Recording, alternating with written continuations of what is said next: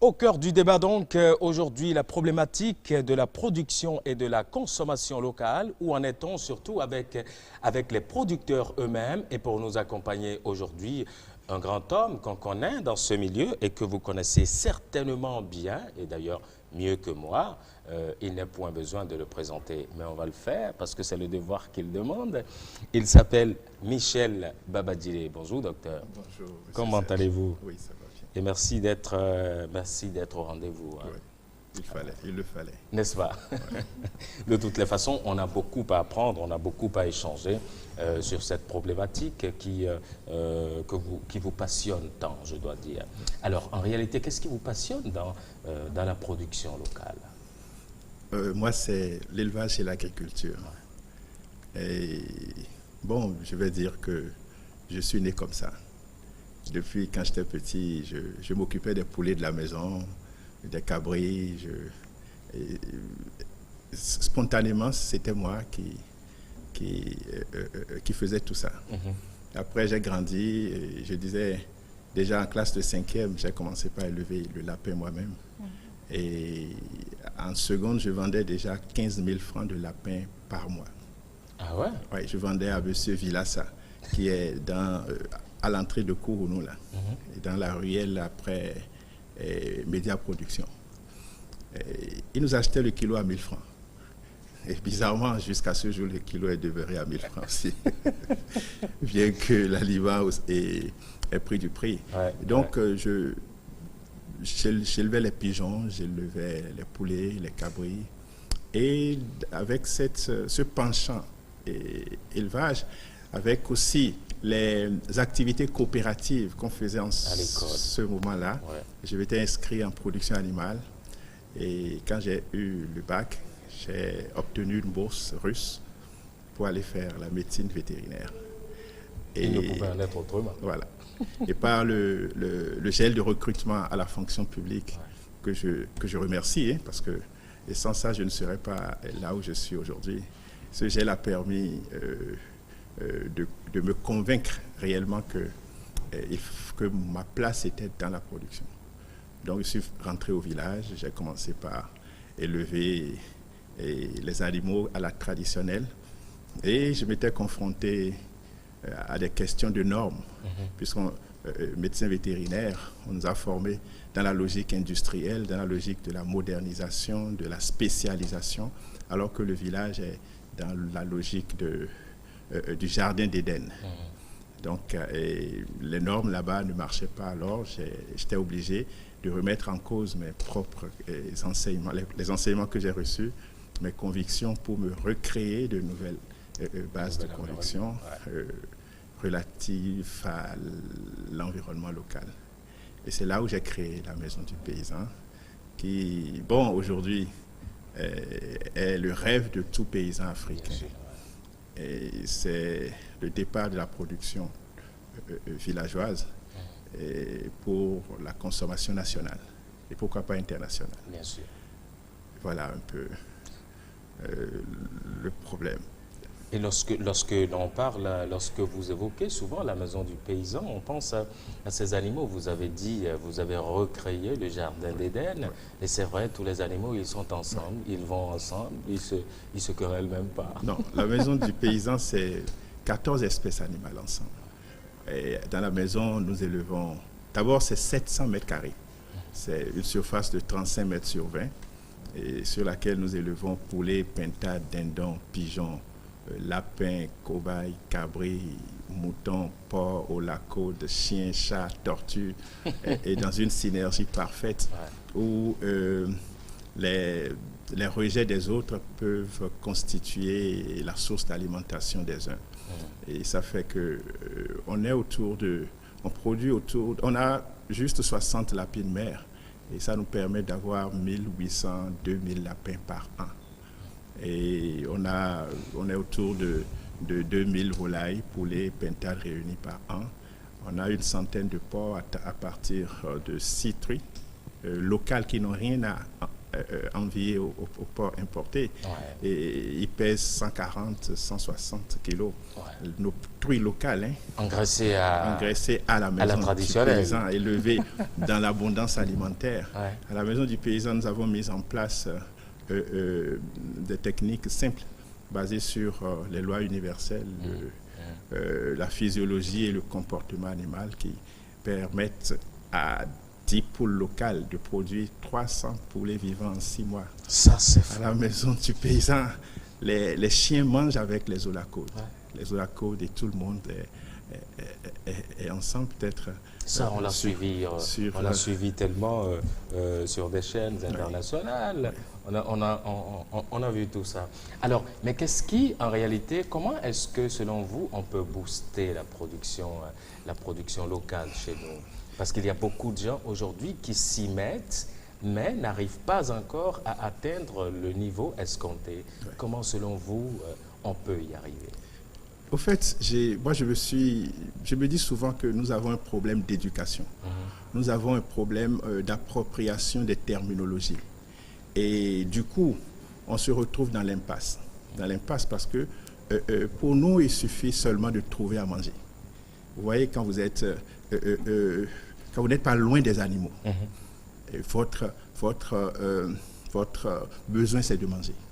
Et vous allez voir aussi que dans nos besoins fondamentaux, et on nous a enseigné au cours primaire, que tout le monde répète, du petit écolier jusqu'au président de la République, tout le monde dit se nourrir, se loger, se vêtir, comment on appelle, s'instruire, se soigner. Ouais. Et si vous observez bien, toutes les économies de toutes les nations sont basées sur ces 5 besoins-là. Ouais. Et quand vous êtes une nation, et quand vous êtes une nation qui exprime ses besoins au pronominal, vous voyez qu'une question d'éducation se pose. Par exemple, je prends l'exemple de se nourrir comme besoin fondamental. Tous ceux qui n'ont pas dit se nourrir, on les a renvoyés des écoles parce qu'ils n'ont pas dit se nourrir. On ne va pas rajouter le se. Voilà. Mais quand vous prenez le se nourrir et que vous le rapportez à l'individu, ça veut dire que toute sa vie, il va grandir pour manger. C'est-à-dire pour lui, c'est où trouver de l'argent pour manger parce que le besoin fondamental, c'est se nourrir. Quand vous prenez se soigner, la même chose. Où trouver de l'argent pour acheter les médicaments. S'instruire, où trouver de l'argent pour envoyer l'enfant à l'école. Et comment on appelle, se loger, où trouver de l'argent pour construire une maison, où trouver de l'argent pour s'habiller. Ouais. Vous voyez, on a formaté toute la population dans cette logique-là. Je dis, si on rapportait le ceux-là à l'État, si l'État se dit se nourrir, ça veut dire automatiquement l'organisation de l'autosuffisance alimentaire du pays. Vous voyez, mais nos États africains ne se sont pas appropriés cette logique se nourrir au niveau État. Du coup, on n'a pas suffisamment de nourriture pour la consommation locale.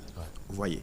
Et quand on n'atteint pas, quand je prends aussi se soigner, c'est la même chose. Si l'État dit se soigner au sommet, alors il organise la santé de la population. Et là, on peut déjà penser au système de Ramu en cours. C'est déjà une façon de voir se soigner au niveau État. Maintenant, si on enlevait le se, alors les besoins fondamentaux devenaient nourrir, soigner, loger, instruire, vêtir. Ouais. Quand je prends vêtir, le coton béninois va être transformé en habit, et vêtir les Béninois et vêtir les autres. Au Bénin. Au Bénin et ailleurs. Ouais. C'est là où la consommation devient nationale et les besoins d'exportation commencent. Quand le besoin ne sera plus se nourrir et va devenir nourrir dans la tête de tout le monde, ce n'est plus 5 cantines que le paysan va faire, mais il va penser faire 100 000 hectares. Parce que le besoin, c'est nourrir. Nourrir, il va nourrir sa famille, il nourrit son village, sa commune, son pays, et il nourrit les autres pays. Et c'est dans cette logique que les autres nous envoient leur production ici. Parce qu'eux, ils se sont inscrits dans la logique de nourrir, loger, vêtir, instruire. Vous voyez les usines pour instruire, c'est ça qui fait l'économie.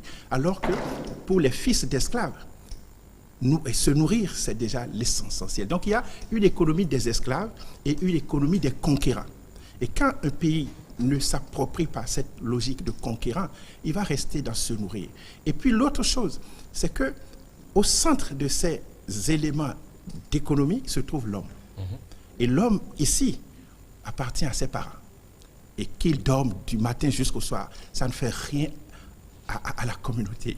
Vous voyez? Alors que dans la logique qu'il faut, l'enfant doit appartenir à la communauté. Évidemment. Et la communauté l'instruit pour que demain, il puisse être rentable pour la cité, il puisse produire. Et quand vous évaluez tout ce que chaque Béninois peut consommer chaque jour, c'est déjà des milliards. Est-ce que au-delà du fait qu'il faut changer de paradigme, est-ce que vous pensez que nous en avons suffisamment? Non, mais pour produire, il faut organiser la production. La production n'est pas organisée. Qui doit le faire? C'est l'État. C'est des options. C'est des options étatiques. C'est des plans d'État. C'est des plans d'État que les pays conquérants ont toujours mis en place. Par exemple, l'État dit toute la consommation intérieure va provenir de l'intérieur. Ça suffit déjà pour dire quelle surface on doit emblaver, quelle tête d'animaux on doit élever, quels sont les étudiants qu'on doit former et quels sont, etc. Donc, même le système éducatif qui forme aujourd'hui comment on appelle, des oisifs, devrait s'arriver à un plan d'État qui a comme objectif de faire telle production ou bien de faire telle exportation, pourquoi pas. Donc, quand le schéma est clair comme ça, tout le reste, ça rime, et puis l'économie marche. Mais on est dans un pays où, vous imaginez, la douane devient le poumon de l'économie. Ouais. Vous voyez que c'est foutu. Et combien de milliards sont sortis chaque année pour que la douane encaisse cette petite partie pour notre budget? Ça ne dit rien à personne. Et quand on commence par penser comme ça, on commence alors par penser organisation de l'économie interne. Et c'est ces éléments mais c'est pas leur faute, hein, c'est pas notre faute. Ouais. C'est le système éducatif qui nous a forgés. C'est le système, c'est les environnements éducatifs dans lesquels nous avons grandi qui ont fait de nous ces cons-là, comment on appelle, ces conquis, hein, pour ne pas dire ces esclaves ou ces fils d'esclaves que nous sommes, et qui n'ont de tête que pour consommer l'instruction, consommer la santé des autres. Je dis, si toutes les herbes du village pouvaient se transformer en médicaments pour soigner les Béninois, on n'aurait pas envoyé tous ces milliards dehors. Et ce n'est pas... c'est juste de la culture simple. Docteur Babadjire, merci. C'est justement culturel. À vous entendre, on n'a aucune envie de vous laisser partir, mais les horaires sont les horaires. On aura l'occasion de revenir encore sur le même sujet. Et puis, ça nous permet d'avancer tous autant que nous sommes. Merci d'avoir accepté notre invitation ce matin. C'est allé très vite, hein, on dirait comme une étoile filante. Merci à écart. Merci beaucoup. Merci. Alors, on va rapidement...